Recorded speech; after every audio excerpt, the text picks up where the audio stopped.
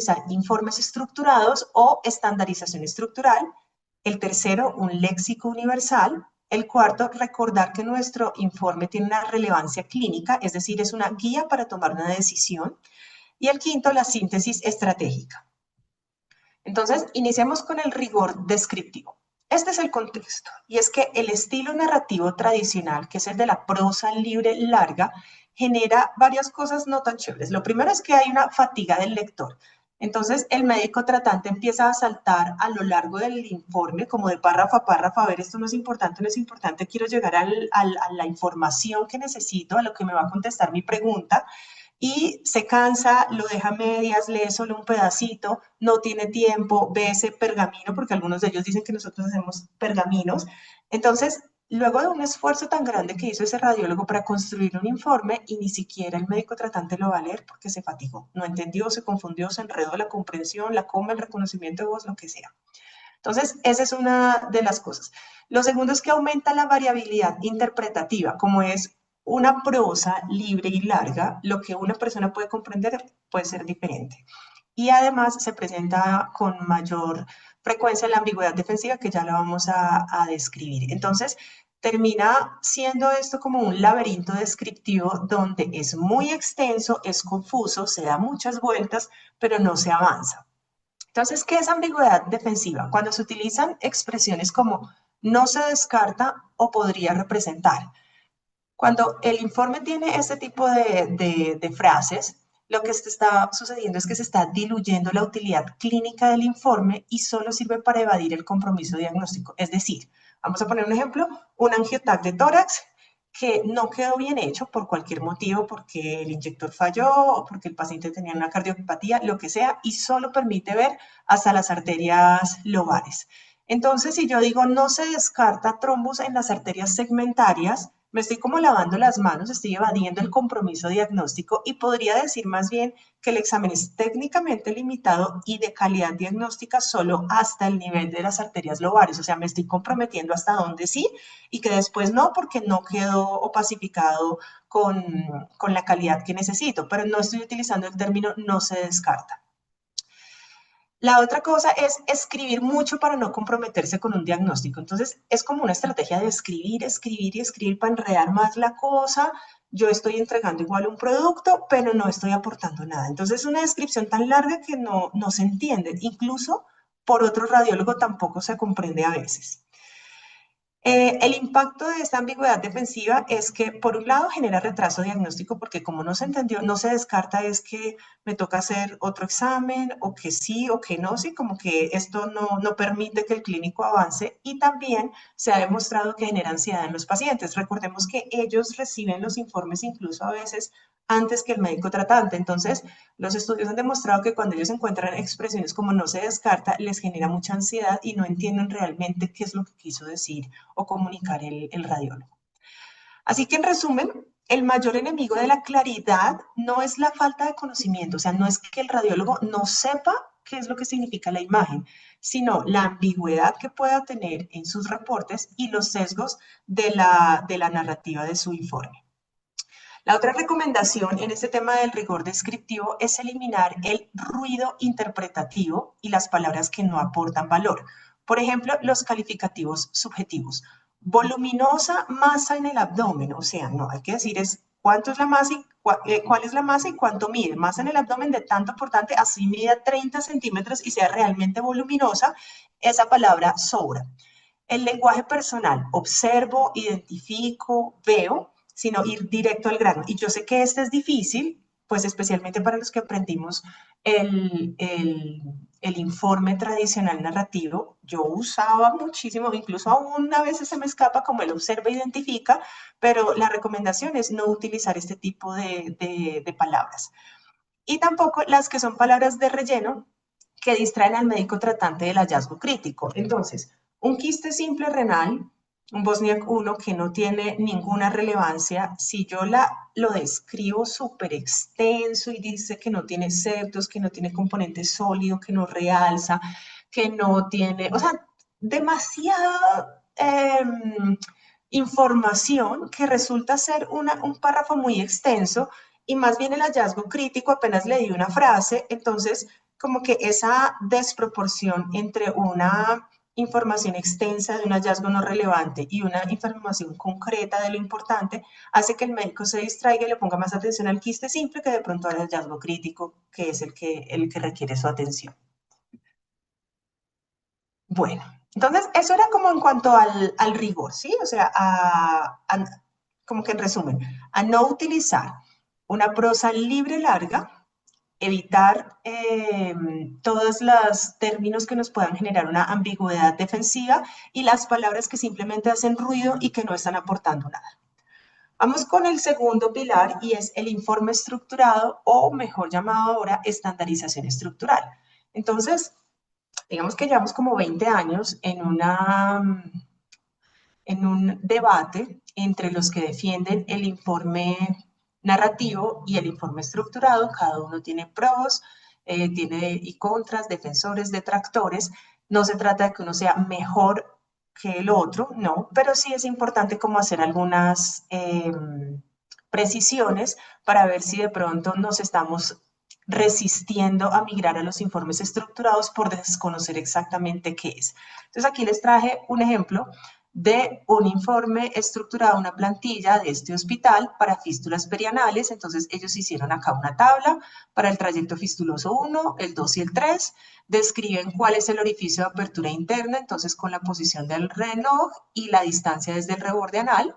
Luego dicen dónde está el orificio de drenaje o de apertura externa con respecto a la posición del reloj, el tipo de fístula, la actividad, si está activa, si está con tejido de granulación, si es crónica, si existe una comunicación entre uno de los trayectos fistulosos y el otro, si tiene un componente del supraelevador, formación de absceso y localización, y si hay lesión previa del esfínter, y además tiene acá unos dibujos para que podamos como localizar la fístula y dibujar el trayecto para que el clínico pueda entenderlo. Y acá abajito dice otros hallazgos. Perdón. Aquí tenemos otro reporte de otro grupo que también es estructurado y también para la misma condición médica, o sea, para una fístula perianal. Este es mucho más extenso, este ya no está en tabla, pero dice lo mismo. Primero, cuántos orificios, cuántas fístulas tiene, cuál es la localización, aquí está el reloj dibujado. Además, utilizan los cuadrantes anterior, posterior, derecha, izquierda. Luego, del trayecto fistuloso, entonces todas estas características, el diámetro, el tipo, si tienen trayectos secundarios, el orificio de drenaje, cómo es la señal en T2, cómo es el realce, y luego otros hallazgos que si tienen un absceso. Y aquí hay otros dos más de otras sociedades, entonces este primero pone el tipo según la clasificación de Parks, otra vez hable la localización, la distancia, si hay trayectos secundarios, el orificio externo, absceso, no sé qué, cómo está la relación con el esfínter, el dibujito, y esta otra es mucho más densa, pero dice básicamente lo mismo, el trayecto secundario, la clasificación de Parks, aquí le metieron otra adicional, si además tiene fístula rectovaginal, la localización, altura, el diámetro, lo mismo, extensión, orificio, apertura interna, colección, otros, bueno, todo esto. Entonces, ¿qué es lo que pasa? Que vemos estos informes, tienen más o menos la misma información, pero estos no los podemos incluir fácilmente en nuestros sistemas de lectura, o sea, no es tan fácil montar esta plantilla igualita al Visual Packs que cada uno tiene. Hacer los dibujos tampoco, además, implica tiempo. Estamos como en un ciclo de eficiencia en donde nos piden mucha calidad lo más rápido posible, ¿cierto? Entonces, además, plantillas como esta que están llenas de ítems donde pareciera que la idea fuera marcar con X dónde sí es y dónde no es, despersonalizan mucho el reporte y resulta que esto no es el concepto de un informe estructurado. O sea, estructurado no quiere decir que tiene que ser como esta plantilla. Estructurado es lo siguiente, es un formato que tiene unas secciones fijas, es decir, vamos a dejar el párrafo denso y vamos a pasar una estructura organizada. Y son fijas como estas que hemos visto acá, ¿cierto? Enumeradas o con viñetas, con números, pero todas las fístulas perianales van a tener esta información porque eso es fijo. Y me sirve como una lista de chequeo estandarizada. Entonces, ¿esto qué va a hacer? Que no se me escape nada de lo que debo reportar. Entonces, la idea es que estos informes estructurados previamente fueron concertadas con equipos clínicos multidisciplinarios, es decir, entonces yo en este caso debía haberme reunido con el coloproctólogo, con el cirujano, para ver si esta es la información que necesita o no. Y eso en el mundo ideal suena muy bien, pero no todos trabajamos en centros, o sea, en clínicas o en hospitales, algunos hacen teleradiología o se dedican solo a lecturas de pacientes ambulatorios. Entonces, así no tengamos la oportunidad de concertar una reunión con el equipo clínico, gracias a Dios ya existen como sociedades y grupos que han hecho sus publicaciones y que podemos nosotros revisar y adaptar. Entonces, son formatos contextualizados. ¿Y qué significa eso? Que están diseñados para responder una pregunta clínica de acuerdo al cuadro pues, actual del paciente, otorgando información relevante al tratante de forma concisa y clara. ¿Por qué? Porque todo esto que está aquí descrito, que es básicamente lo mismo, solo que en uno está más extenso que el otro, lo necesita el médico tratante para ver si le hace cirugía o si le da antibiótico o seguimiento. Entonces, estos reportes salieron de reuniones multidisciplinarias en grupos que dijeron, esta es la información que necesitamos y trataron de ponerla de forma organizada. Entonces, ¿qué beneficios tenemos con el reporte estructurado? Primero, que se mejora la reproducibilidad y uniformidad, es decir, todos los radiólogos del grupo vamos a leer igual porque tenemos una guía donde nuestro checklist todos lo vamos a cumplir. Son reportes de más calidad porque pues precisamente eso no se nos escapa nada porque estamos verificando que tenga toda la información. Aumenta la concordancia intraobservador e interobservador y mejora significativamente la comunicación con los médicos tratantes. ¿Por qué? Para ellos es más fácil encontrar la información que está en estructura, que está separada y no que está en una prosa, que está dividida por títulos o por capítulos. Entonces, facilita para ellos la comprensión y como es más concreta de todas formas, pues impacta en ellos. Adicionalmente, si se van a hacer trabajos de investigación donde se requiere extracción de datos o investigación de Big Data, pues esta información ya está más organizada y es más fácil de exportar que si la extraemos desde un párrafo. Y bueno, eso ya lo había mencionado, aseguramos que no se omitan hallazgos pertinentes y es el preferido por los médicos tratantes. Entonces, ¿qué es un informe estructurado? Debe contener lo siguiente: el título del estudio, la información clínica, los estudios previos para comparación y si son de la misma institución, se recomienda insertar el link acá si el PACS lo permite, describir la técnica que se utilizó. Si es un estudio que es con radiación, hay que describir la dosis de radiación y si fue de radiología intervencionista, el tiempo de exposición a la radiación. Y luego viene la parte de los hallazgos. Entonces los hallazgos van a estar organizados por subtítulos que pueden ser por órganos o por sistemas. Eso pues ya es como de acuerdo a la preferencia de cada uno, pero debe ir en subtítulos, en capítulos, para que no sea esa prosa o ese texto tan extenso. Digamos que el argumento que defiende esto es que el cerebro humano procesa mejor la información cuando sabe dónde encontrarla. Entonces, para el clínico es mucho más fácil porque como esto está agrupadito por subtítulos, así no tengamos este cuadrito de estas plantillas, ¿sí? Pero entonces sí podemos tener tracto primario sin necesidad de todo esto, sino que toda esta información la incluimos, pero no tiene que quedar como esta plantilla llena de X y como tan impersonal y tan, sí, como tan aislada. Bueno, y las conclusiones del informe estructurado deben estar enumeradas y en orden de importancia. Si aplica, pues se deben incluir las clasificaciones estandarizadas y las recomendaciones. Entonces, la clasificación RATS, dependiendo pues de lo que se esté leyendo y si esto requiere seguimiento o requiere biopsia, porque casi siempre todas estas clasificaciones van ligadas pues a una recomendación que da la asociación. Tener claro que no es un resumen de los hallazgos, ni es una repetición, es una conclusión, o sea, es el resultado de un análisis. Es como si dijéramos que en la historia clínica el análisis es el resumen del examen físico o del objetivo o del subjetivo. No, es precisamente eso, un análisis, ¿sí? Un ejercicio activo. Y si vamos a proponer diagnósticos diferenciales, máximo 3, porque más de eso ya no estamos como aportando valor en nuestro informe. Entonces, esta es la estructura que debe tener un informe estructurado o estandarizado, y ya cuando uno empieza a ver esto se da cuenta que el propio no está tan alejado de estas recomendaciones y casi siempre la mayoría de los ajustes hay que hacerlos es en la parte de los hallazgos, organizarlos por subtítulos, por órganos o por sistemas. Ahora, características adicionales. Entonces, es recomendable, si es posible, que en la técnica se describa qué medio de contraste se utilizó, la dosis, si el paciente presentó o no reacciones alérgicas y si se le hizo nefroprotección. Recordar que toda nuestra descripción debe ir orientada a responder la pregunta clínica y aquí es importante incluir los no necesarios. Es decir, nosotros estamos describiendo que sí hay, pero a veces si la sospecha del médico era una cosa, es importante mencionar, no hay, o sea, no está eso, porque va a responder la pregunta utilizando un no.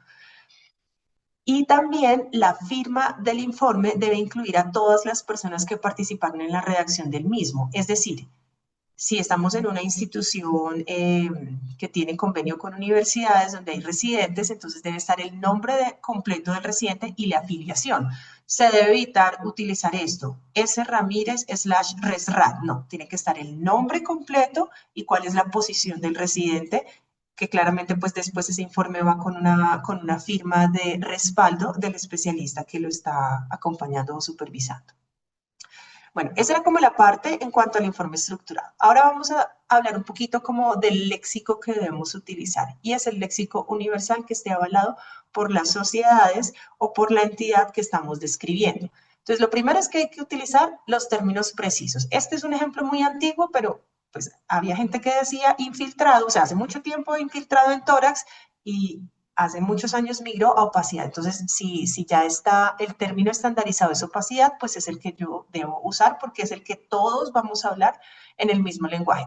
Eliminar la interpretación subjetiva, lo que dijimos, veo, se observa, se identifica, existe, bueno, sino ir directo al hallazgo.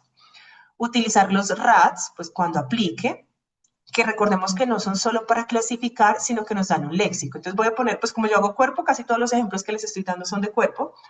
El ORADS, que es para masas ováricas, no solo dice que es ORADS 1, 2, 3, 4, 5, sino que viene con un glosario donde cuando yo esté describiendo la lesión, si digo que tiene una proyección papilar, no es un nódulo o una masa pegadita o un septo gruesito, sino que ya está, o sea, ya existe ese término definido por el equipo que desarrolló el ORADS y es el que debo utilizar así mismo con los septos, con la cantidad de lóculos, sí, o sea, lo importante es adherirnos a esas recomendaciones, a los descriptores que esté utilizando, pues que haya hecho la ACR para cada uno de los RADs. Y recordemos que este modelo está, pues cada hallazgo tiene una categoría de sospecha y una recomendación, y lo otro importante es utilizar el RATS cuando esté indicado. Entonces voy a poner dos ejemplos. El LIR-RATS, pues lo usamos en un hígado cirrótico o paciente que tiene hepatitis C. Y el LUN-RATS no se lo voy a usar a todos los nódulos pulmonares, sino cuando estoy haciendo un tamizaje de cáncer de pulmón. Entonces, por más de que yo vea un nódulo que es sospechoso, que es mejor dicho, estoy segurísima que es un cáncer de pulmón, no aplica el LUN-RATS, sino es un paciente que cumple los criterios para ser leído bajo ese estándar, ¿sí? O por decir otra cosa, el hepatocarcinoma, la mayoría son en hígados cirróticos, pero también tenemos hepatocarcinoma en hígado no cirrótico. Entonces, solo voy a usar LIRAT5 si de base tengo un hígado cirrótico, pero si el hígado de base es sano, así yo esté segura por el comportamiento de la lesión que es un hepatocarcinoma, no le puedo poner LIRAT, ¿sí? O sea, saber en qué momento debo usar cada una de estos RATs, como que está descrito cuándo aplicarlos y cuándo no. Debo hacer la descripción en presente y tácitamente. En radiología intervencionista, los procedimientos se describen en pasado, pero los hallazgos sí en presente. Evitar usar palabras innecesarias como tendinitis del tendón del supraespinoso, pues es solo tendinitis del supraespinoso. No incluir palabras incompletas, listesis, no, es anterolistesis, retrolistesis, ¿cierto? Pero no así como a medias. Y hay una recomendación que es reservar, o sea, no quiere decir que esté prohibido, sino reservar para casos realmente necesarios frases como correlacionar con la clínica, porque es cierto, y es un problema a nivel mundial, no siempre nos dan datos clínicos. Entonces, el significado del hallazgo no lo podemos dar a veces porque no tenemos información clínica. ¿Y eso por qué es? Porque muchas entidades se manifiestan de igual forma en las imágenes y el significado se le da es de acuerdo al cuadro clínico, ¿cierto? O sea, un nódulo puede ser un nódulo de metástasis o puede ser un nódulo de infección en un paciente inmunosuprimido, pero el contexto es el que me va a decir si es de una cosa o de la otra. Entonces, lo reservamos estrictamente cuando no tengamos información clínica, pero si sí la tenemos, pues la idea es no utilizarlo. Ahora pasamos a otro pilar que se llama relevancia clínica. Y aquí lo que quería comentarles es que nosotros somos médicos consultores o interconsultantes. Entonces, así como el cirujano es el médico interconsultante para los procedimientos quirúrgicos, nosotros somos el interconsultante para la interpretación de imágenes y no se nos puede olvidar eso. Entonces, al ser interconsultante, pues estamos ¿cierto? Estamos comunicados y además estamos haciendo parte del equipo con el que se van a tomar decisiones de un paciente. Entonces, esto creo que lo hemos mencionado en todos los pilares y es que el informe debe responder a la pregunta clínica. Y esto va ligado a que el informe es accionable, esa palabra la puse entre comillas porque no es exactamente en español, pero lo que quiere decir es que nosotros vamos a pasar de un hallazgo a la acción, es decir, con lo que yo interpreto, el clínico va a tomar una acción que puede ser no hacer nada, tomar otro examen, operar, seguimiento, bueno, lo que sea, ajustar el tratamiento, pero siempre hay una acción, entonces para que él pueda tomar esa acción, yo tengo que elegir qué información es la que voy a consignar en mi informe o no. Si yo voy a recomendar un examen adicional, debe ser fundamentado bajo criterios de idoneidad y una responsabilidad clínica, o sea, no una sugerencia casual como que se recomienda hacer algo adicional porque sí. Y debe ser además una recomendación específica, no es correlacionar con otros estudios o se recomiendan estudios adicionales, sino se recomienda, por ejemplo, resonancia magnética contrastada de pelvis en protocolo de endometriosis, porque recordemos que tenemos muchas resonancias magnéticas de pelvis, pero hay unas para protocolo de endometriosis, para protocolo de cáncer de recto, ¿cierto? Entonces, lo más específico posible porque ellos no saben siempre cuál es el estudio indicado ni cuál es el protocolo. Y entonces podríamos resumir que la relevancia clínica no se mide por cuántas cosas vio el radiólogo, sino por cuántas preguntas respondió, o sea, la información que transmitió, cuántas preguntas del clínico fueron las que pudo responder. Entonces, hay una propuesta que se conoce como algoritmo de decisión clínica, de decisión, o sea, un filtro para ver qué es relevante y qué es no. Entonces, son como preguntas que uno se debería hacer. Entonces, primero, ¿cuál es la pregunta clínica? O sea, ¿por qué se pidió el estudio? ¿Qué es lo que necesita saber el tratante? Yo tengo que tener eso siempre presente. Y con lo que estoy describiendo, le estoy respondiendo su pregunta, bien sea sí o no, pero se la estoy respondiendo. Si la respuesta es no, o sea, no pude llegar, no puedo darle una respuesta, entonces, ¿por qué no? Porque el estudio es simple y necesitaba contraste, entonces en un TACAR, pues no puedo ver un TEP, ¿sí? Entonces le digo, su pregunta es que si tiene TEP, pero se le hizo un TACAR, entonces, no puedo saber si la tiene o no porque no tiene contraste, ¿sí? Como explicar o justificar y con eso estamos dando, o sea, teniendo en cuenta la indicación del médico tratante. Lo segundo es la jerarquización. Entonces, la primera conclusión que yo voy a poner es la conclusión crítica y la conclusión urgente. Crítico y urgente no es lo mismo, pero pues los pacientes tienen o resultados críticos a veces o a veces urgentes. Entonces, crítico es el que requiere una acción inmediata, pues porque pone en peligro su vida, ¿cierto? Entonces, digamos un neumotórax. Entonces, así esa no hubiera sido la sospecha clínica, esa tiene que ser mi primera conclusión porque es la más importante, es la que necesita una intervención inmediata. Y si no tiene un resultado crítico, pero tiene un urgente, digamos una neoplasia de novo, lo mismo, así no se hubiera, así la sospecha clínica era cólico renal, un cálculo, pero me salió que era un tumor en la pelvis, entonces ese hallazgo, aunque no es crítico, si es urgente, lo debo poner primero. Luego, en el segundo nivel, los hallazgos significativos, o sea, hallazgos que requieren, cuando estoy compitiendo, ¿no? Cuando tengo varios de estos, hallazgos que requieren un seguimiento o una prueba adicional, por ejemplo, un hallazgo incidental, entonces debe hacerse el seguimiento de tal forma o debe complementarse su valoración con tal examen. Y en el nivel 3 van las variantes anatómicas, los hallazgos benignos o los hallazgos crónicos estables. Ellos van al final o se omiten en la conclusión para evitar ruido. Es decir, si el paciente tiene demasiadas cosas, tiene 10 conclusiones porque realmente tiene 10 cosas importantes, y lo último es un quiste simple renal, pues no es indispensable poner el quiste en la conclusión porque no va a impactar en la decisión o en la conducta médica inmediata. Y la otra pregunta que debemos hacernos es como el test de la recomendación, o sea, ¿qué examen vamos a recomendar? No simplemente un examen complementario, sino cuál es. y cuándo. Entonces, en la medida de lo posible, dar el plazo exacto en 6 a 12 meses, en un periodo fijo, entonces en 3 meses o en un periodo de 6 a 12 meses, porque a veces las recomendaciones no van en un momento estático en el tiempo, sino en un lapso. Y esto tiene un impacto favorable porque de un lado reduce la ansiedad del paciente, porque si el paciente no sabe cuándo necesita el TAC de control, de pronto lo quiere en un mes, y además le da una orientación clara al médico tratante. A veces vemos que nos solicitan estudios tan seguidos que no alcanzamos a ver pues, el cambio, la variación, y no podemos dar como un concepto en la evolución del tiempo.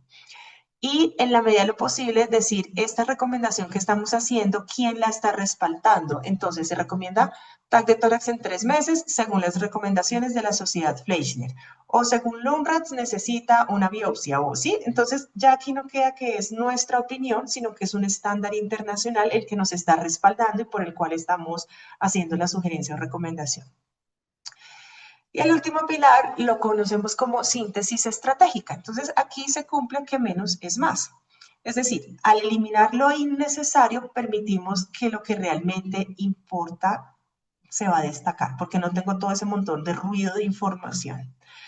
Entonces, aquí va muy relacionado con el filtro de la relevancia en la descripción. No todo hallazgo debe ser descrito con el mismo nivel del detalle, que es lo que es el mismo ejemplo que les he puesto a lo largo de esta charla con el quiste simple. Entonces, un islote óseo estable o un quiste simple renal milimétrico, si yo lo describo con mucho detalle, me va a distraer al lector del hallazgo principal. Entonces, tengo que hacer esa síntesis estratégica. Lo menciono, pero de una forma más concreta. Y puedo también agrupar hallazgos menores o crónicos en frases concisas para que el hallazgo agudo o crítico destaque por su peso específico en el texto. Incluso varios autores recomiendan que yo pueda utilizar el término normal, o sea, como estoy usando una estructura, ¿cierto? Entonces, vesícula puedo poner normal. No es necesario que diga que tiene la pared delgada, que no hay lesiones adentro, puedo ser concreto en eso, porque el médico, o sea, normal es que tiene la pared delgada y que no tiene adentro ni cálculos, ni tumor, ni nada, es normal, ¿sí? Ellos utilizan unremarkables, ese es el término que utilizan en sus descripciones, entonces nosotros también las podemos hacer, sino que a veces tenemos el concepto que por ser cortico quedó incompleto o quedó mediocre, y no, si yo estoy diciendo que está normal la vesícula, ya descarté todo lo demás, que está inflamada o que tiene alguna lesión adentro. Entonces, al hacer una síntesis estratégica, le permito al hallazgo importante que se destaque porque va a tener más visibilidad dentro del informe. ¿Qué más aquí? Ah, bueno, y finalmente la integración multimodal y comparativa. O sea, no describir la imagen de hoy de forma aislada. Recuerden que en el informe estructurado teníamos un ítem que decía estudios previos, entonces yo ahí mencioné que se comparaba con tal tomografía o con tal resonancia. Pero si después de que he visto los hallazgos no he mencionado en ningún momento cómo está ese hallazgo respecto al previo, no me importa, o sea, no sirve de nada que arriba haya dicho que tenía un estudio previo, entonces debo decir si la masa renal creció 4 milímetros, si está estable, respecto a quién, o sea, es importante como conectarlos y que no sea simplemente mencionar si hay estudios previos y son los de esta fecha, pero pues yo ni siquiera los integré en el análisis que realicé. Y una cosa que es la coherencia interna, y es como que lo que yo describo tiene que ir, o sea, tiene que ser coherente con lo que estoy concluyendo. No puedo llegar a una conclusión sin tener una descripción que me soporte eso, unos argumentos, y tampoco puedo tener una conclusión que se contradiga con la descripción. Es decir, si yo describo una lesión como sólida o irregular en los hallazgos y luego en la conclusión le digo quiste complejo, pero entonces ¿es sólida o es un quiste complejo? Porque son dos cosas diferentes, ¿sí? Entonces tiene que haber coherencia entre lo que estaba argumentando y a lo que estoy concluyendo. Y utilizar descriptores que me ayuden a construir el diagnóstico. O sea, yo no puedo decir quiste complejo y si en la descripción simplemente quiste de 20 por 30, no, pero no, ¿cómo es complejo? ¿Sí? O sea, tiene que estar sustentado. Eso es una coherencia interna. O este otro ejemplo, si los hallazgos describen criterios de PIRADS 4 en la medida en la que yo voy haciendo la descripción, pues la síntesis estratégica va preparando al lector durante toda la descripción para que la conclusión es la única lógica posible, ¿sí? No es que describí una lesión súper benigna y la concluí como una de alta probabilidad de malignidad, no, tiene que ser lógico, que ser coherente. Creo que es más de como sentido común. Entonces, ¿cuáles son los mensajes como en resumen para llevar a casa? Que tratemos cada informe como un acto médico, ¿cierto? O sea, no es el que me va a medir la productividad, no es con el que voy a facturar, no es una descripción técnica, sino que es un acto médico con el que un colega de otra especialidad va a tomar una decisión informada que va a impactar en la salud del paciente. Entonces, si mi informe no es claro, pues el diagnóstico no existe para el clínico porque no logré comunicarle el mensaje. Adoptar los estándares, bien sean del Colegio Americano de Radiología, de la RSNA, de la Sociedad Europea, o por ejemplo ESGAR, que es una sociedad de imágenes gastrointestinales europeas, ¿sí? O sea, de sociedades que son multidisciplinarias y que juiciosamente han trabajado, pues dependiendo del área en el que cada uno se desenvuelva. Entonces, adoptar los reportes estructurados de ellos, que ya vimos que no es coger una plantilla y marcarla, sino tener ese estándar estructural que nos sirve de lista de chequeo. Utilizar las plantillas de los RATs y las de las sociedades. Este RAT Report es una iniciativa que tenía RSNA, pero aunque todavía está disponible en línea y es gratis, la última actualización se hizo en 2022. Ellos, cuando uno entra, sale ese mensaje como la última actualización es de este año y están ahorita como migrando a otra cosa que es LexRat, pero pues los invito a que la consulten. Hay un montón de plantillas estructuradas no solo por especialidades, sino por patologías, o sea, si la sospecha clínica es apendicitis, si la sospecha clínica es cólico renal, sí, o sea, no está para urotac tal cosa, sino para cólico renal este hallazgo. Y ahí sirve como una lista de chequeo de cosas que uno puede, pues debe tener en cuenta para su informe. Utilizar también los léxicos de los sistemas RAD, del glosario Fleischner, pues de las sociedades que están avaladas y que se constituyen en un lenguaje universal para los demás radiólogos y para los clínicos. El tercer mensaje para llegar a casa es cancelar la ambigüedad defensiva, o sea, eliminar el no se descarta si no existe una probabilidad real, una base probabilística real, y más bien sustituirlo por niveles de sospecha basados en guías o explicar por qué no se puede descartar, ¿sí? O sea, cuál es la limitación que no me permite llegar a una conclusión concreta. Aplicar la regla de la pirámide, que significa jerarquizar, o sea, lo más importante va primero en la conclusión, es decir, no vamos a esconder el cáncer entre quistes simples y cambios degenerativos, ¿sí? Y tampoco la conclusión no va en orden cefalocaudal. Entonces, si la vesícula, como está más arriba en el abdomen, tiene cálculos, pero el tumor es el recto, pues no voy a poner primero colelitiasis, sino que primero debo poner el hallazgo más importante, así anatómicamente, pues no esté más cefálico. Y el médico tratante, la idea es que entienda el hallazgo principal en los primeros 10 segundos de la lectura de la conclusión, o sea, que él sepa, esto es importante, esto no es importante, esto necesita intervención, sí o no, ya. Recomendaciones adicionales, no dejar preguntas abiertas, o sea, que si yo voy a sugerir un seguimiento, con qué y cuándo, y citando siempre la guía o la sociedad que esté pues respaldando esa recomendación. Entonces, como reflexión final, digamos que la tecnología cada vez nos da imágenes más increíbles, con más detalle anatómico, con más información, con más píxeles, voxeles. Ahora tenemos, o sea, muchas cosas, pero nuestra voz es el informe. Nosotros, lo que les dije al principio, no pasamos ronda, no vamos a salas de cirugía, así que nuestra forma de comunicarnos, nuestra voz es el informe. No permitamos, digamos, que una imagen perfecta se pierde porque el informe es mediocre y no somos solo descriptores de imágenes, sino que somos las personas que van a guiar la decisión de los clínicos. Y ya, eso era lo que tenía para hoy. Muchas gracias.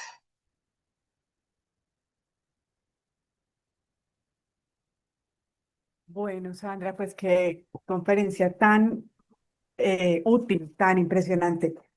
Creo que nos sentimos todos como confrontados, aludidos. Muchos estaremos pensando cómo vamos a cambiar nuestros reportes. Yo digo esto o debo cambiar lo otro. Tenemos varias preguntas aquí en el chat y en el de preguntas y respuestas, entonces vamos a irlas resolviendo. También muchas felicitaciones están dando por acá. Bueno, por alguna razón se me borraron algunas preguntas, entonces si me las pueden volver a escribir, les agradezco. Entonces, una pregunta que nos hacen es, ¿puedes presentar ejemplos de formatos estructurados de cuerpo en radiología convencional, ultrasonido y tomografía? Sí, o sea, existen estructuras para todo. Espera a ver si puedo navegar un momentico acá en RAD Report y les muestro dónde un segundo, voy a compartir otra vez mi pantalla.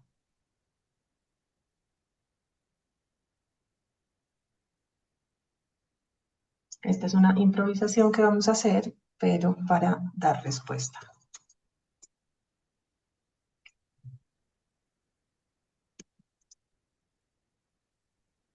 Entonces, miren, RAD Report, que es la iniciativa que les dije que es de la RSNA, apenas uno entra, dice acá, miren, no hemos actualizado los patrones. El último fue en diciembre del 2022.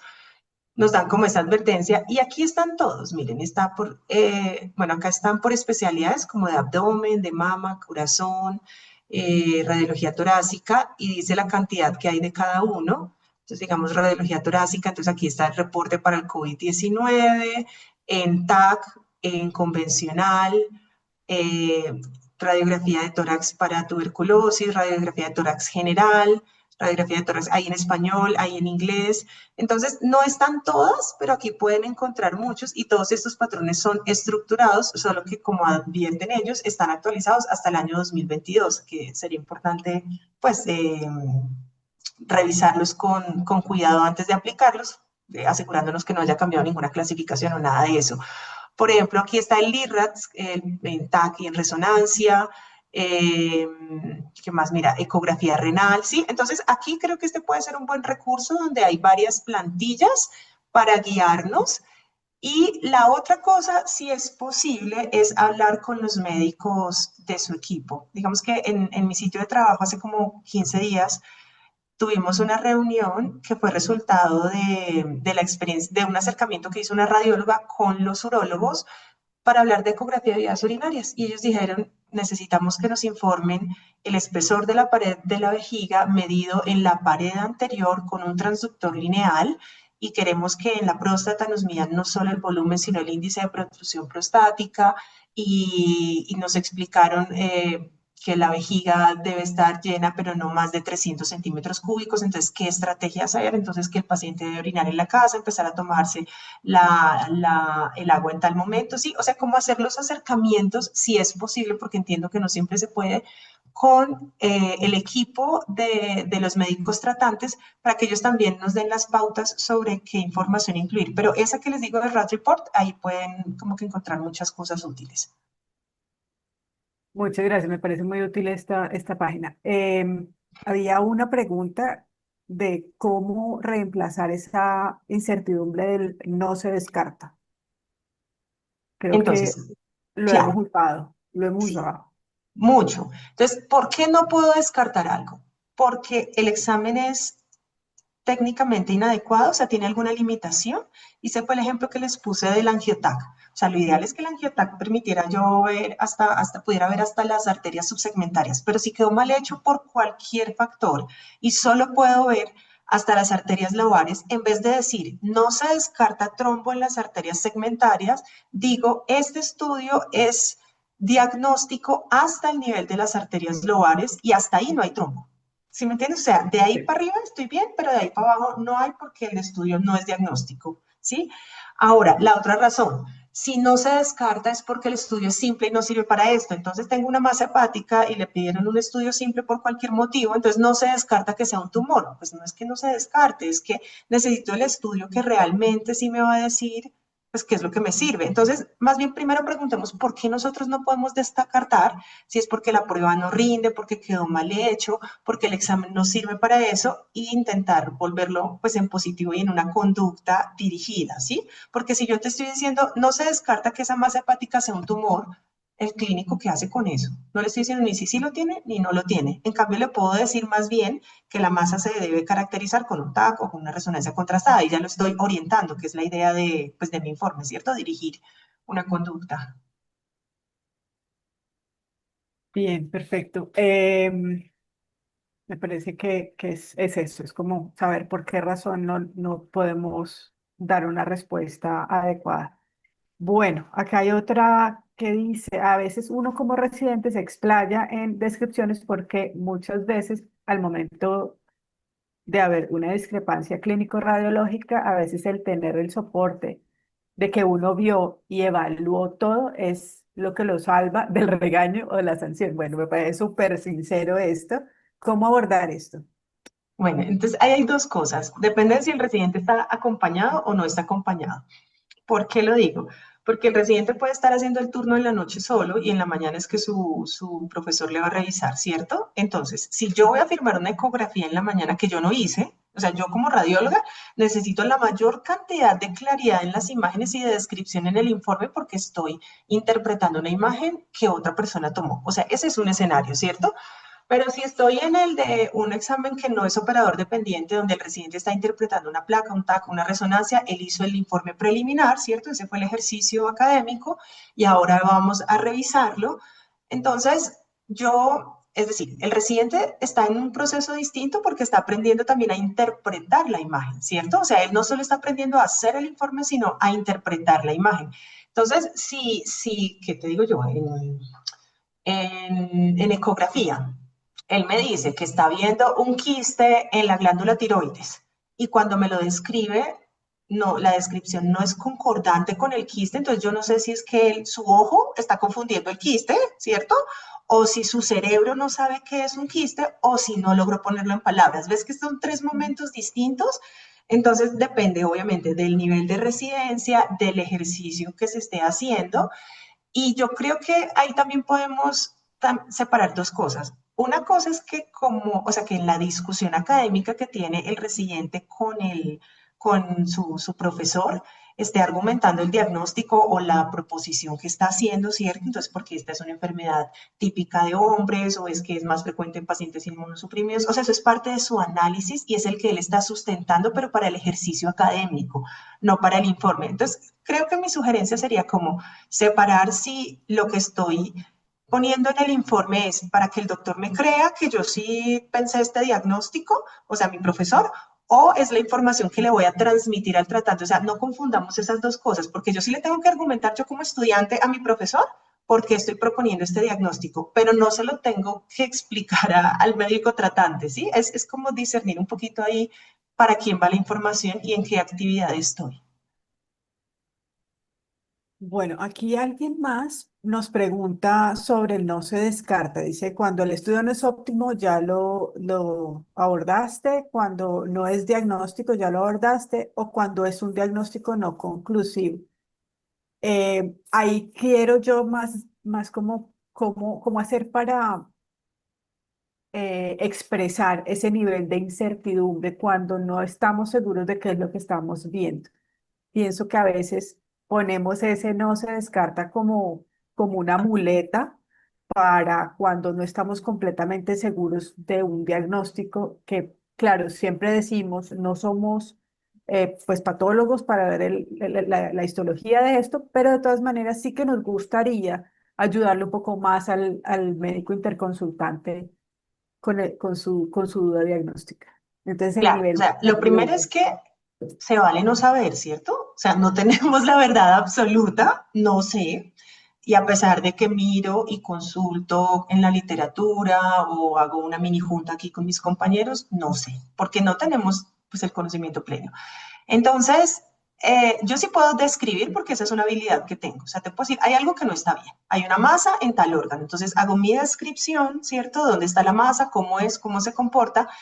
Y si estoy dentro de algunas opciones, propongo máximo tres diagnósticos diferenciales. ¿Sí? Entonces, no estoy segura esto qué es, pero podría ser A, B o C.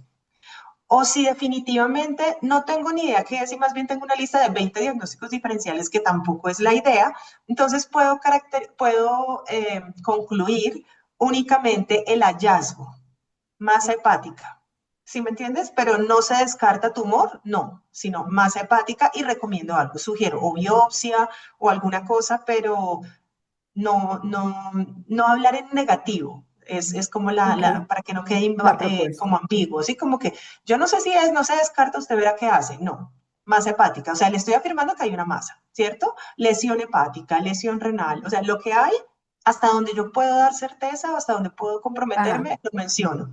Pero de ahí para allá, o tomamos otro examen, o hacemos una biopsia, o alguna cosa, ¿sí? Es eso. Bien, acá hay otra. pregunta. Bueno, primero, felicidades, excelente conferencia. ¿Cuál es su opinión sobre el uso de inteligencia artificial para mejorar la redacción de los informes? Bueno, mira, mi experiencia personal, porque es que uno cuando la lee es una cosa, ¿cierto? La que está en los artículos es descrestante, pero en uno de mis sitios de trabajo nos dieron unos programas de inteligencia artificial en modo de prueba y yo creo que toca tener es cuidado. Es decir, hay herramientas más desarrolladas y más robustas y otras que están como en pañales. Entonces, como cualquier cosa de inteligencia artificial, obviamente hace las cosas más rápido que nosotros, pero requiere siempre una supervisión, una validación. Es decir, mientras yo dicto el informe o si lo digito, de pronto gasto 5 o 10 minutos y la herramienta de inteligencia artificial con 3 palabras claves que yo le dé me lo construye en 10 segundos, me va a ganar en velocidad, no puede ir firmado sin una supervisión. Entonces, eso sería como evaluar la herramienta porque no todas son iguales.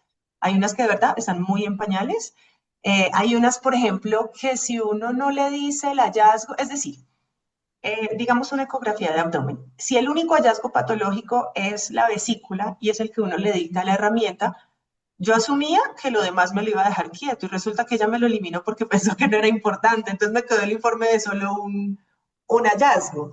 Esa fue una de las que probamos que estaba muy en pañales, pero creo que hay que darle oportunidad y como intentar volverlo nuestro aliado. Como todas las herramientas, pues irlas usando, ¿no? Exacto. Bien, muy útil para los que estamos en formación, me parece también súper bueno. Muchas felicitaciones.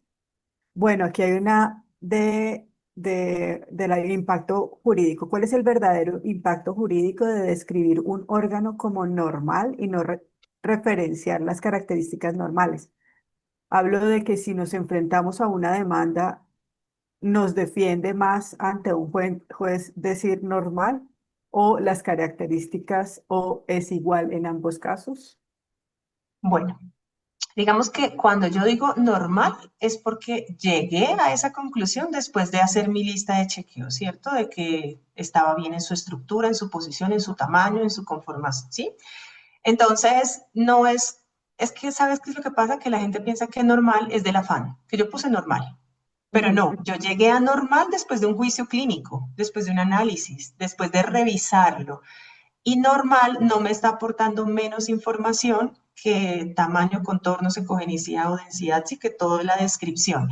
Entonces, no tiene un impacto jurídico eso, pero sí habría que ver es todo el resto del informe. O sea, si yo contaba con información clínica, si esto, o sea, si era importante mencionar un no de pronto en ese normal, por ejemplo, no está perforado o no. Sí, sí me entiendes, como de ese sentido común, pero el normal no es que le vaya a uno a quitar o a poner más, ni a sumar ni a restar puntos ante el juez, exclusivamente el normal, porque normal es el resultado de un análisis. Llegué a esa conclusión que es normal. Me parece, me parece lógico, me parece adecuado. Bien, ¿qué tan seguro es colocar los hallazgos normales sin describir la semiología de una lesión o hallazgo típico o patognomónico reconocido en el ámbito legal y hacia otro colega? Es que mira, si estamos hablando de la semiología de una lesión o un hallazgo típico, ya no es un hallazgo normal, ¿sí? Es que Ah, hallazgo normal es saludable, sano, ausencia de sí. enfermedad, ausencia de patología. Entonces ahí queda un poquito como contradictorio. Yo solo puedo afirmar que algo es normal cuando carece de lo anormal. ¿Sí? Y en la lesión debo describir lo que es, o sea, no debo darle 20 características si esas no me aportan más y me están haciendo es ruido. Entonces, si yo necesito saber en un quiste si realza o no, porque es que eso me cambia, ¿cierto? Deja de ser simple para volverse complejo, o si una lesión está invadiendo un órgano vecino. O sea, hay información que es relevante y que si me cambia la conducta, no es lo mismo que un tumor esté encapsulado a que esté invadiendo la estructura vecina, esa información necesito ponerla, pero decir que está encapsulado redondito, bonito o lobuladito, pues está encapsulado finalmente, ¿sí? Es como tratar de discernir qué me hace ruido y me llena y qué realmente me aporta para cambiar la conducta. Sí, aquí quiero decir, por ejemplo, cuando nos piden una resonancia para ver un quiste simple que por alguna razón estaban dudando, pues vale la pena, me imagino, hacer la descripción para que la persona sepa qué hicimos, como el rigor del análisis. Pero si es un quiste simple y al lado hay una gran masa, pues estoy botando una cantidad de palabras describiendo el quiste simple. Si lo puedo poner solo como quiste simple, no sé. Ujú. Bien. ¿Cómo podemos orientar la descripción sin el uso de los siguientes términos? La presencia de, o se identifica, o se observa. ¿Qué nos puede recomendar? Eso fue lo más difícil para mí, porque a mí me encanta la redacción. Y yo tenía todos los sinónimos, se identifica, se observa, existe, hay, y los usaba diferentes para que no me quedaran repetitivos en el, en el informe. O sea, hicimos escuela en Todo. adjetivos calificativos Exacto. y Pero lo que dicen es al grano. O sea, toca decir nódulo de 20 milímetros, lóbulo superior derecho, masa, no sé qué, apéndice inflamado, aumento en el tamaño de tal cosa. O sea, ir directo al hallazgo. O sea, lo mismo que dijeras, que tú dirías con se identifica y le quitas ese pedacito. O sea, se identifica quiste en el se polo borra. superior, entonces de una vez quiste en el polo superior. Ir de derecho, yo pensaba que eso era impersonal, que faltaba no, todo, pero nada, las recomendaciones dicen así, al grano. Bien, gracias, me ayuda mucho esto. ¿Alguna información sobre la comodidad y confianza de los médicos tratantes y pacientes entre informes estructurados, cortos y concretos, y los informes descriptivos? Mi experiencia con muchos colegas y pacientes no les gusta la apariencia de poca dedicación al estudio. ¿La doctora y la audiencia tienen algo que opinar frente a esto? Es cierto. Incluso yo misma pensaba así. Yo no uso el normal. O sea, que yo diga vejiga 2 puntos normal, no. Le describo algo mínimo porque siento esta misma percepción que está describiendo la persona que nos hace este comentario. Pero no significa entonces que corto y concreto sea malo. ¿Sí? Em, Todos estos son recomendaciones y cada quien las adopta y también evalúa cómo funcionan. No sé, o sea, ojalá que pudiéramos, así como dice este doctor, hablar con sus colegas no radiólogos para ver si los informes sí están siendo lo suficientemente claros, porque si el informe es para mí misma no tiene sentido. Entonces, a pesar de que esté haciendo un informe estructurado que cumpla con todas las normas y los estándares y las recomendaciones internacionales, si mi interlocutor no lo está entendiendo, de todas formas no me está sirviendo. O sea, la idea no es que mi informe cumpla con un parámetro, sino que pueda comunicar. Así que esta es una pregunta difícil, creo que no es ni de blanco ni de negro, pero es como, ¿qué diría yo? Como escuchar la retroalimentación de ellos. Y creo que estructurado, corto y concreto, sin que sea mediocre, es que ese es el miedo de la gente, que de pronto lo vio por encimita y de afán porque el informe es corto. Entonces también hay que tratar de impactar como en ese mito, ¿cierto? Como, mira, no, es que corto no es malo. Sí. Y se va cambiando poco a poco, creo. Creería que yo, pues lo mismo, a mí me daba mucho susto los reportes tan sin alteraciones, pero también personalmente cuando veo reportes de colegas que veo mucha información describiendo lo normal, pierdo tiempo y al final, pues sí, termino como no encontrando el hallazgo positivo que necesito cuando estoy comparando algo pues, que estoy necesitando. Entonces, no sé, creo que la recomendación es un buen medio y también hablar con los colegas. No sé si alguien de los participantes tiene otra opinión, sería interesante oírlo.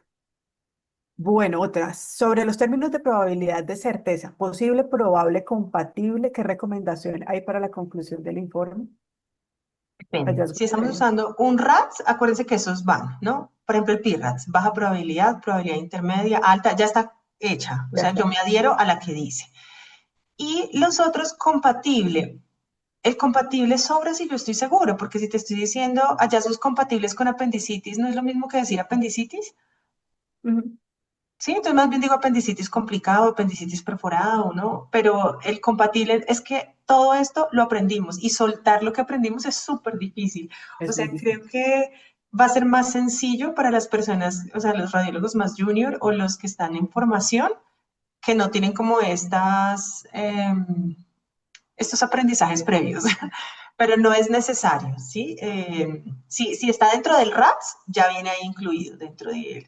Y si no, y con la mayor certeza directo al informe sin necesidad de decir posible, probable, compatible. Ahora, si no estoy segura, pues también es importante mencionarlo, ¿sí? Porque si es ¿qué te digo yo? Un estudio simple que uno está, le faltó solo un 5 para el peso, ¿cierto? O sea, como que haber tenido el contraste y uno hubiera estado 100% seguro.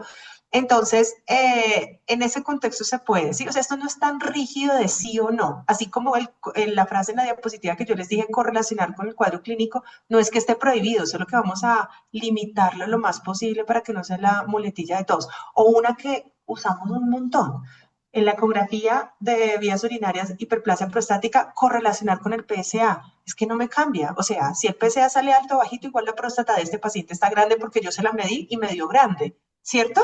Entonces, es como limitar, pero si lo necesito usar, pues lo aplico. No es una prohibición, digamos, no es como una satanización, no.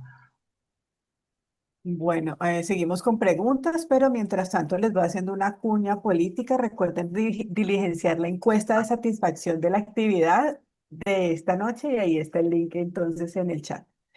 Bien, seguimos. Es necesario decir no hay esto o aquello. Por ejemplo, si me están preguntando si está obstruido, es necesario, aunque yo describa que está normal, Sí. le escriba no hay datos de obstrucción.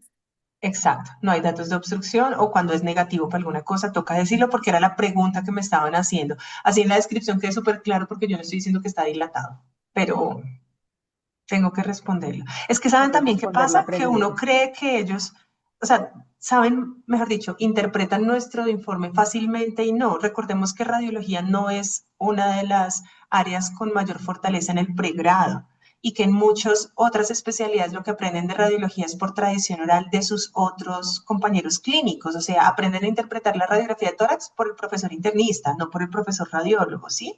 Entonces, pues aunque para nosotros es obvio que si ya le estoy diciendo todo esto es porque no está obstruido, toca ponerlo. Bien.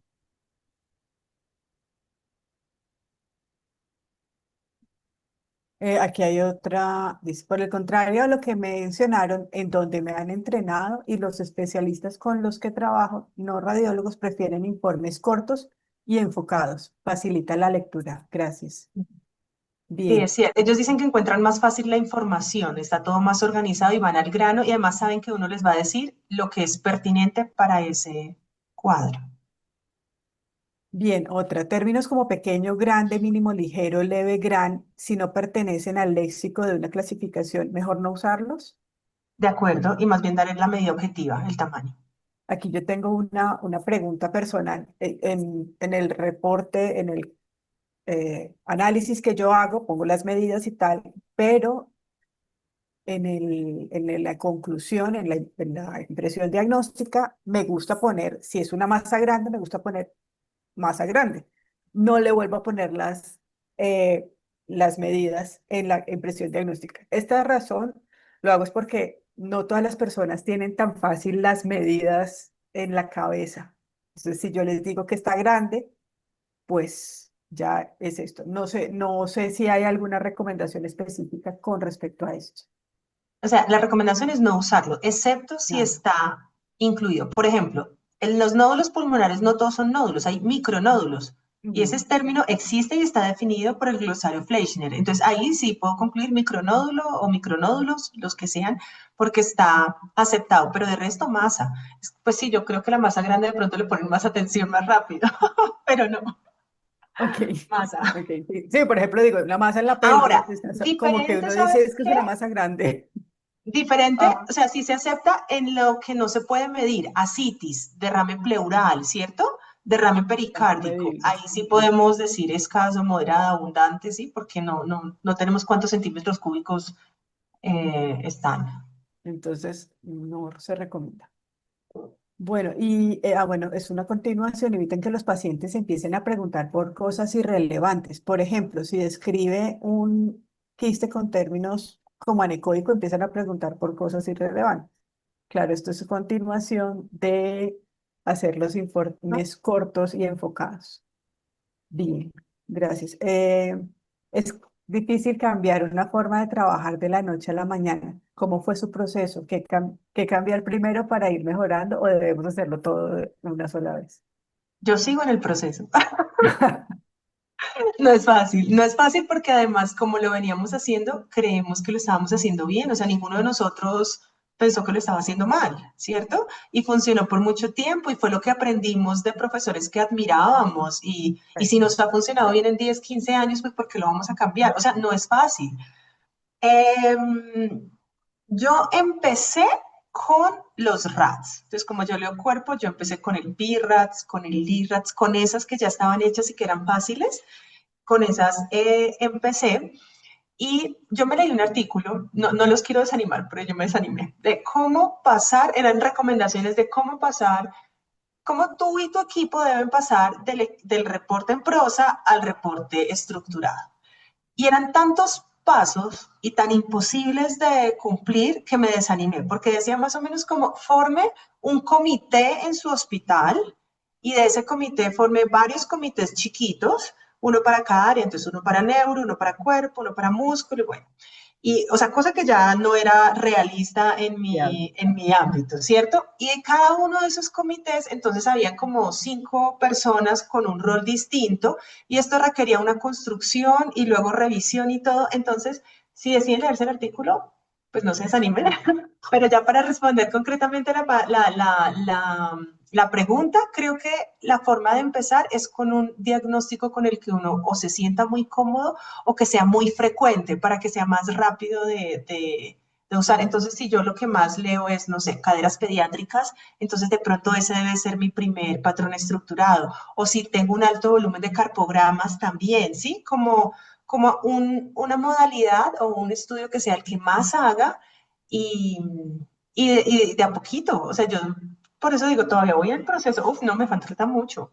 Y, bueno, Pasitos de algo que me bebé. parece chévere, si pueden, sí es buscar la retroalimentación y participar en juntas, eso se me olvidó decirlo, en juntas multidisciplinarias los que tengan la oportunidad, porque uno va a una junta y sí, a uno de radiólogo le toca ya ir y describir dónde está la lesión, qué contacta, qué no contacta, bueno, ya estuvo. Pero ellos empiezan a discutir si le vamos a hacer el abordaje por acá, si lo vamos a embolizar primero, si mejor le hacemos neoadyuvancia. Y cuando uno escucha todo como la discusión que tienen ellos para decidir si hacen una cosa o no, también se enriquece uno de lo que está informando, como, para ellos es importante que yo mencione esto y yo no lo mencionaba porque creía que, o sea, ni se me había ocurrido. Entonces, buscar todo tipo de retroalimentación en las juntas, si se puede, de otros colegas radiólogos, porque como uno no siempre compara con el, o sea, uno no le lee siempre el mismo estudio al paciente, a veces te toca a ti, a veces a mí, y no desanimarse a hacerlo. Y es despacio, porque como toca construirlo y toca ajustarlo, ¿no? Porque uno lo hace, le queda bien lindo y lo prueba y se dio cuenta que no, que tocaba hacerle. Entonces, como con calma, teniéndose compasión a uno mismo. Bueno, muchas felicitaciones por acá, excelente charla. Hay alguien que dice que ha visto que algunos de los médicos tratantes leen solamente las conclusiones y eso pues también lo hemos visto. Hay alguien que dice que ve informes de rayos X sin conclusión. ¿Cuál es la opinión?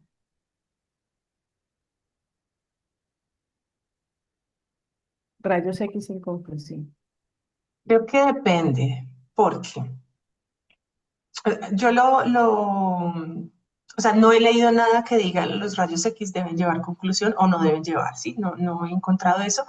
Pero también creo que si estamos leyendo la rutina de la UCI, donde no cambia tanto el paciente, ¿cierto? No necesita como conclusión. Si yo estoy viendo hallazgos que se interconectan, es decir, si veo que hay cardiomegalia y que hay opacidades en el intersticio y que tengo derrame pleural, o sea, estoy frente a una falla cardíaca, pues necesito concluir eso porque no son hallazgos aislados.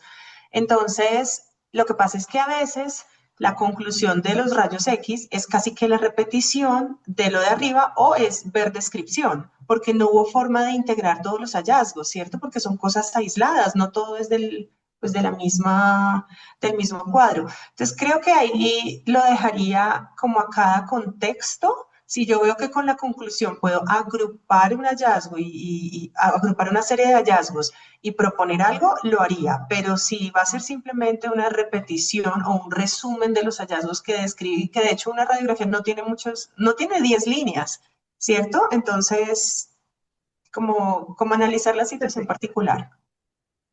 Bien, gracias. Bueno, aquí preguntan, ¿cómo sugiere manejar los hallazgos incidentales sin ensuciar, lo pone entre comillas, el informe principal, especialmente cuando el interconsultante quirúrgico solo necesita una respuesta específica sobre un área? Depende si el hallazgo incidental es crítico o no, ¿sí? Porque o sea, si, ¿se acuerdan que les mostré como una pirámide ahí? Lo primero que yo debo mencionar es lo crítico, bien sea que esa hubiera sido la pregunta del clínico o no, ¿cierto? O sea, creo que muchas veces todos abrimos estudios y nos encontramos con una sorpresa que es para todos. Ni el clínico lo sospechaba, ni el paciente lo sospechaba, ni yo lo sospechaba. Y apareció. Entonces, es eso. Y si el hallazgo incidental no tiene relevancia, claro que hay que describirlo y claro que hay que concluirlo, pero en el orden jerárquico que le corresponde. Las guías actuales de la RCNA sugieren que el informe estructurado reduce errores de percepción. ¿Cómo podemos evitar que el uso de plantillas rígidas nos haga perder los matices anatómicos quirúrgicos que no encajan en un formato predefinido? Mira, esa es una súper buena pregunta y yo, por ejemplo, lo veo con el ejemplo que les puse de las fístulas perianales. Eso es como, para mí es más fácil describir la fístula como el Waze, que le dice a uno la dirección, como en 100 metros gira a la derecha, luego gira a la izquierda. Para mí es más fácil y más comprensible así decirle a alguien también cómo es una fístula. Empezó aquí, cruzó el esfínter anal interno, luego siguió a la derecha, descendió o ascendió, es supraelevadora, lo que sea. Pero entonces, como estoy en el informe estructurado, por eso les dije que estructurado más que rígido es con una estructura de un checklist. Entonces no es tan imposible ni que yo no me pueda salir y por eso la idea no es usar esa plantilla que si fuera solo un formulario de marcar con X me encajaría y me limitaría mucho. Yo lo que debo mantener en mente siempre es que estructurado es que tiene una estructura, un orden y que está separado por secciones que pueden ser o por órganos o por sistemas y ya en cada órgano o sistema puedo tener más flexibilidad para expresarme. Hasta hace poco yo lo estaba usando, pero ya no, un término que se llamaba, creo que lo había hablado contigo, de reporte sistemático, ¿cierto? Que era como un híbrido entre los dos, o sea, tiene la estructura del estructurado, pero no es rígido y me permite como moverme un poquito. Lo que pasa es que ya no se usa el término sistemático, ¿sí? Entonces, de hecho, esa es como la principal limitante para migrar a los estructurados, que va a ser tan rígido que no voy a poder expresarme. Es como el temor, ¿cierto? Y no, pensemos el estructurado no como un formulario que me limita, sino un orden que está establecido, que además tiene también una estructura visual, o sea, ahí recomiendan también como tienes que tener títulos o subtítulos, ¿cierto? Separando cada cosa, párrafos, espacios, eso te dice que debe ir en mayúscula sostenida, que no, o sea, también es atractivo visualmente para que se vea la información organizada. Entonces yo creo que si uno de verdad está describiendo algo que no logra encajarlo en la estructura, por lo menos aquí que decía como los márgenes anatómicos quirúrgicos, por lo menos sí lo puedo meter en un sistema, ¿cierto? Entonces, el epicentro de la lesión puede que sea renal y que esté infiltrando la parte gastrointestinal, ok, pero entonces lo voy a introducir donde estoy hablando de la parte del riñón, ¿cierto? Y sí, la masa está invadiendo el colon, que es de otro sistema, pero puedo describirlo, o sea, no es que tenga que poner aquí la masa y en el colon está invadida por la masa que más arriba describí. Sí, puedo conectar, no pierdo eso. Bien, acá, excelente disertación, definitivamente es un cambio de paradigma, de acuerdo. Creo que hemos tenido una gran discusión o disertación en este seminario. Muchísimas gracias, Sandra, por esta conferencia tan enriquecedora. Gracias a todos los participantes y bueno, gracias a la Asociación Colombiana de Radiología que nos brinda este espacio para poder seguirnos formando, que es muy, muy importante. No olviden pues diligenciar la encuesta de satisfacción y bueno, muchísimas gracias a todos por la participación. Muchas gracias a Gracias, ustedes. Ana. Muy Me bueno, muy gustó. bueno. Se Que fue estén bien. largo. Sí, gracias. Chao. Chao, muchas gracias. Gracias, Ana. Muchas gracias.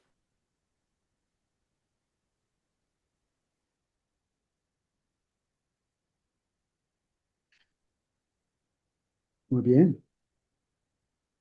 Muy bien. Muchas gracias, ACR. ¿Quién está ahí, Angelita? Ángela y Ana, Ana y Ángela creo que estaban. Ah, Muchas gracias. buenas noches. Chao.